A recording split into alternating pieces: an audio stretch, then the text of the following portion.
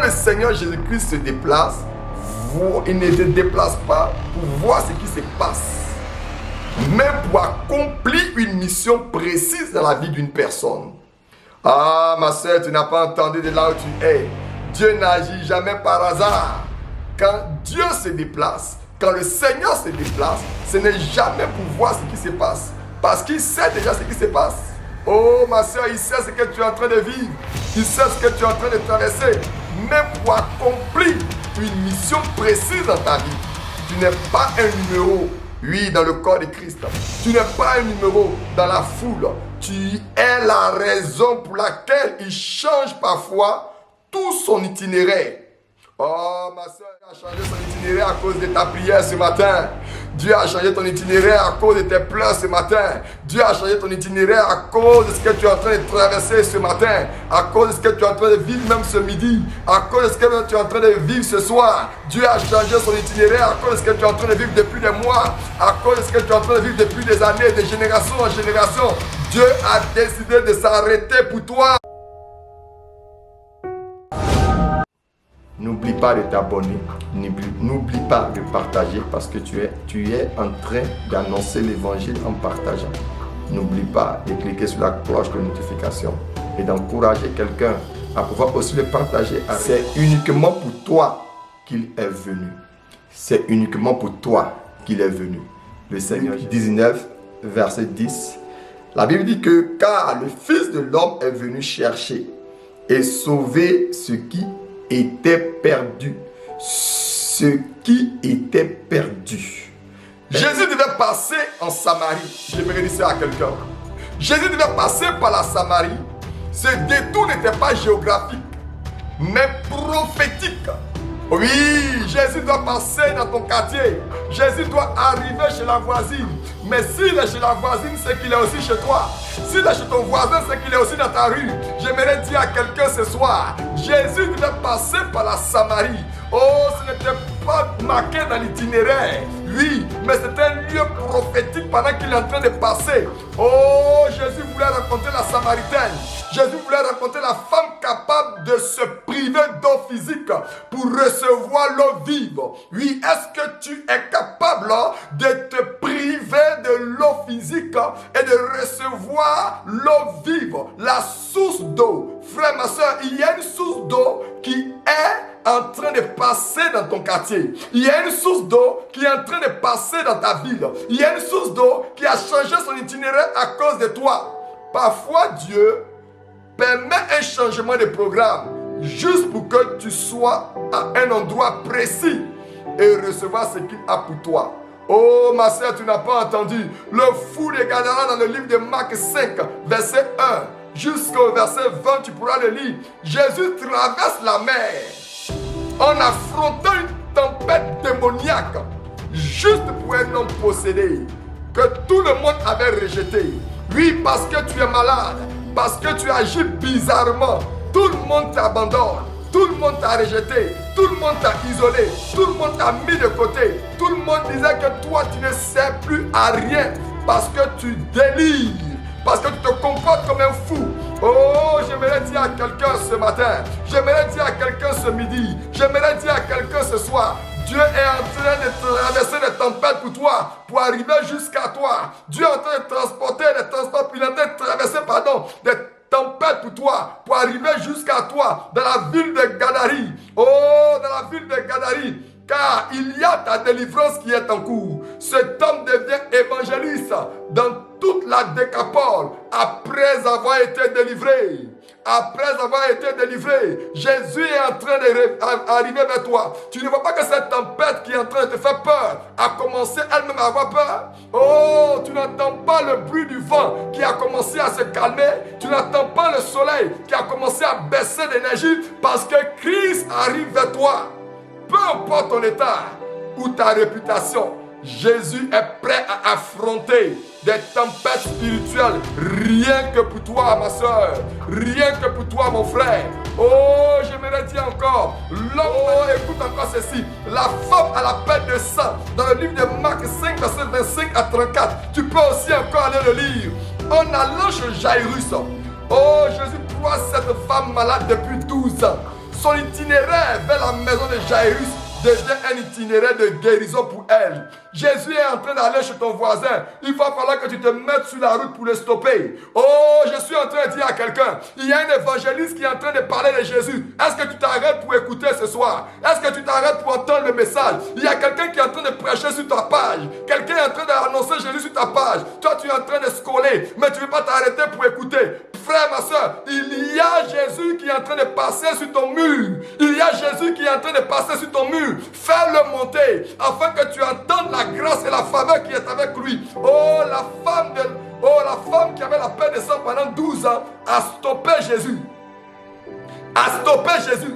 Oh, l'itinéraire qu'il avait emprunté, ce n'était pas l'itinéraire de cette dame, c'était l'itinéraire de Jairus. Oh, Jésus peut s'arrêter. Jésus peut s'arrêter pour ta guérison. Jésus peut s'arrêter pour ton miracle. Jésus peut s'arrêter pour ton chômage. Jésus peut s'arrêter pour ton fils qui est malade depuis des années. Jésus peut s'arrêter pour la situation que tu es en train de traverser. Jésus peut s'arrêter afin que tu le rencontres. Oh, ça peut être sur les réseaux sociaux, ça peut être dans la rue dans laquelle tu es, ça peut être un message qui est en train de te donner, ça peut être via une croisade, via un programme, via une évangélisation. Dieu est en train de te parler. Es-tu en train d'arrêter Jésus dans cette croisade? Es-tu en train d'arrêter Jésus pendant que l'homme de Dieu est en train de prêcher sur ton mur? Il est en train de prêcher sur ta page. Il est en train de prêcher. Il est en train de prêcher. Il est en train de parler de Jésus. Est-ce que tu es capable de pouvoir arrêter Jésus? Est-ce que tu es capable de pouvoir stopper Jésus? Comme la femme, oh, qui avait la peine de sang pendant 12 ans. Certaines routes que tu empruntes aujourd'hui sont en réalité des chemins divinement tracés pour ta rencontre avec Jésus. Oh, est-ce que je peux aller encore loin? Oh, dis avance. Dis avance, je vais avancer. Oh, dis avance, je vais avancer. Regarde encore, dans le livre de Luc 19, verset 1 à 6, tu pourras aussi le lire. Il y a un homme qu'on appelle Zachée. Jésus choisit de passer par Jéricho pour atteindre Zachée. Pourquoi? Parce qu'il y a quelqu'un qui voulait le rencontrer. Oh, il y a quelqu'un qui voulait le rencontrer. Parce que certainement cet homme se disait, je suis riche. On me prend pour un voleur. Je fais partie de la famille d'Abraham. Mais les gens m'ont oublié. Parce que mon métier me condamne. Mais j'aimerais dire à quelqu'un, les gens peuvent ne pas entendre l'état de ton cœur. Mais Jésus entend les cris de ton cœur. Jésus entendant les cris de Zachée. J'aimerais dire à quelqu'un, il y a un Zachée qui est en train de crier. Il y a un Zachée qui est en train de crier. Oh, ton cœur est en train de crier. Et Jésus a choisi de venir à toi dans ta maison. De venir à toi dans ton église. De venir à toi dans ton travail. De venir à toi dans ta relation. Jésus a décidé. Un seul regard, un seul repas suffit pour transformer ta vie. Oh, un seul regard suffit pour transformer la vie de Zachée. Y a-t-il un Zachée qui monte sur le sycomore? Y a-t-il un Zachée qui court pour vouloir rencontrer le Seigneur? Es-tu encore déterminé? Es-tu encore déterminé? Il y a un programme dans ton quartier. Ton église a organisé un programme, mais tu refuses d'y aller. Ton église a programmé quelque chose. C'est pour te rencontrer. Ils sont en train d'appeler Jésus. Mets cela en application. Quand Dieu veut te sauver, il sait exactement où te trouver. Même si tu es caché, même si tu es rejeté, même si tu montes sur le sycomore, il sait te voir. Il sait te voir. Il sait te voir. Sachez, pour un seul repas, a sauvé sa vie. Pour un seul repas, a sauvé son âme. Frère, ma soeur, tu peux sauver aussi ton âme. Tu peux aussi sauver ton âme. Il suffit seulement de croire. Il suffit seulement de croire. Le livre de Marc 16 dit que celui qui croit sera sauvé. Et celui qui ne croit pas sera condamné. Dieu veut t'interpeller au travers du chemin de Christ dans ta ville. De son fils qui est en train de passer sur ton mur. Oh, on t'envoie des messages d'évangélisation.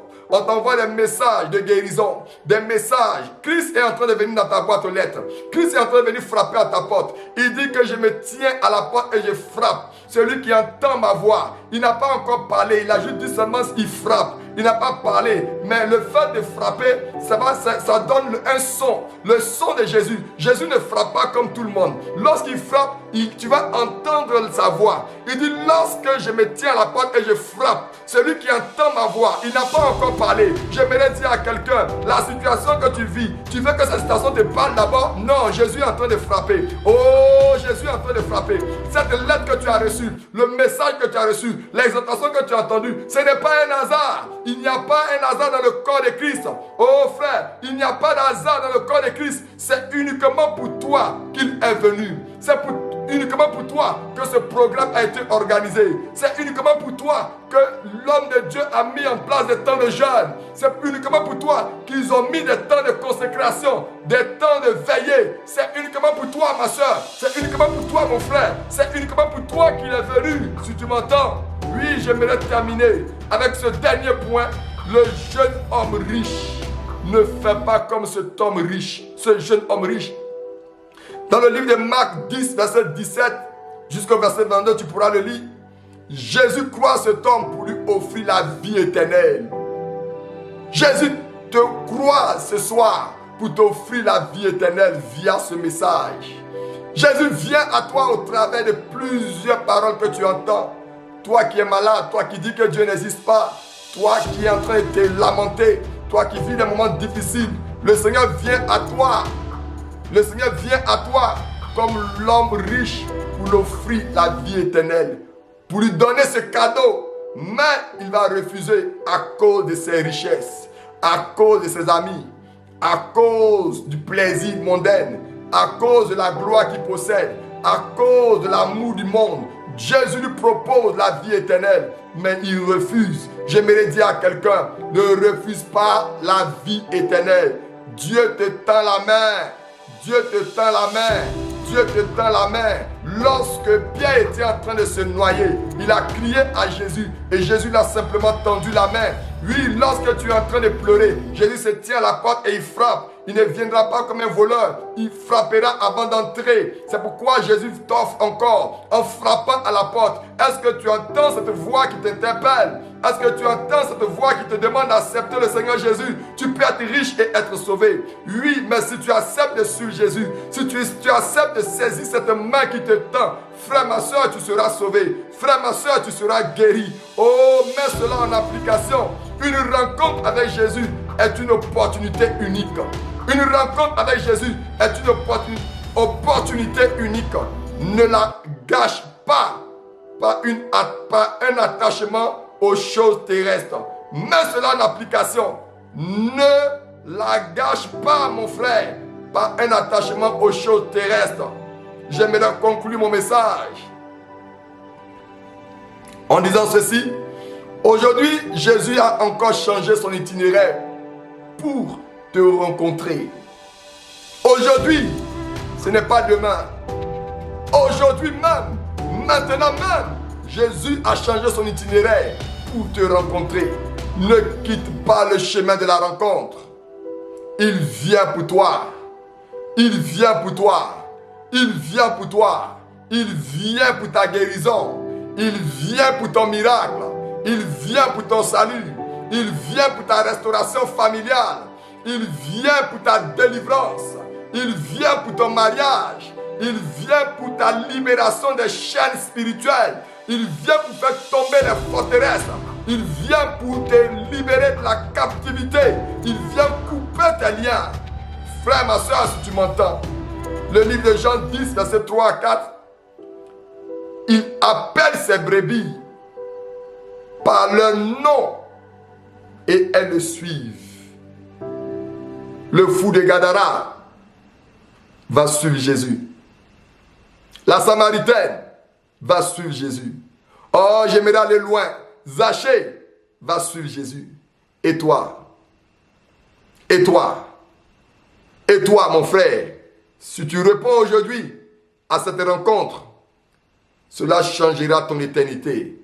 Parce que là, je ne suis pas en train de te parler des choses éphémères. Je ne suis pas en train de te parler de la gloire éphémère. Je suis en train de te parler de ton éternité. Je suis en train de te parler de la vie éternelle. Je suis en train de te dire, il y a un seul nom par qui ton éternité peut être possible. Et ce nom, c'est Jésus-Christ de Nazareth. J'aimerais rendre gloire au Seigneur parce que tu as décidé de sortir du mauvais chemin et de venir sur le chemin, la vérité et la vie. Christ veut sauver ton âme et ta famille, tes amis, tout ce qui t'appartient. Christ veut vous sauver tous. Mais tu as besoin d'accepter le Seigneur Jésus-Christ de Nazareth comme sauveur personnel. On va faire quelque chose. Si ce message te parle, si ce message te touche, j'aimerais t'interpeller. Toi et moi, nous allons faire la prière d'acceptation de là où tu es. Alléluia. Si tu m'entends, je te laisse quelques minutes afin que tu puisses répéter ceci après moi. Alléluia. La Bible dit dans le livre de Romains 10:10, car c'est en croyant du cœur qu'on parvient à la justice, et c'est en confessant de la bouche qu'on parvient au salut. J'aimerais t'interpeller. Tu vas répéter comme je disais après moi. Tu vas dire Seigneur Jésus. Seigneur Jésus, du fond de ton cœur, tu vas lui dire que tu crois en lui. Tu crois qu'il est mort à la croix pour toi. Tu crois que son sang a été versé pour toi. Tu crois que il est Dieu dans ta vie. Tu crois que si tu l'acceptes aujourd'hui, tu seras sauvé. C'est pourquoi la Bible dit que si tu crois de ton cœur et que tu le confesses de ta bouche, tu parviendras au salut. Alors élève la voix de là où tu es. Dis-lui, Seigneur Jésus, je crois que tu es le Fils de Dieu et que celui que Dieu a envoyé sur la terre afin que moi aussi je sois sauvé. Je crois que si je crois en Jésus-Christ de Nazareth, je serai sauvé. Et je crois en lui aujourd'hui, demain et jusqu'à la fin du monde. Je croirai en lui parce que je sais qu'il est le nom que Dieu a donné afin que moi et ma famille, nous soyons sauvés.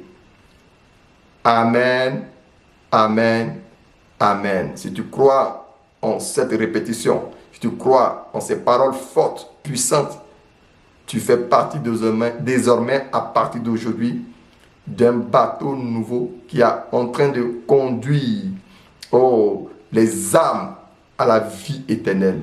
Je t'encourage à suivre Jésus car Jésus est venu uniquement pour toi. Signez mon message en disant NB qui signifie notez bien, le salut avant toute chose. Je suis votre humble serviteur Akaji Alain Koudou Joseph. Soyez bénis. Ciao, ciao.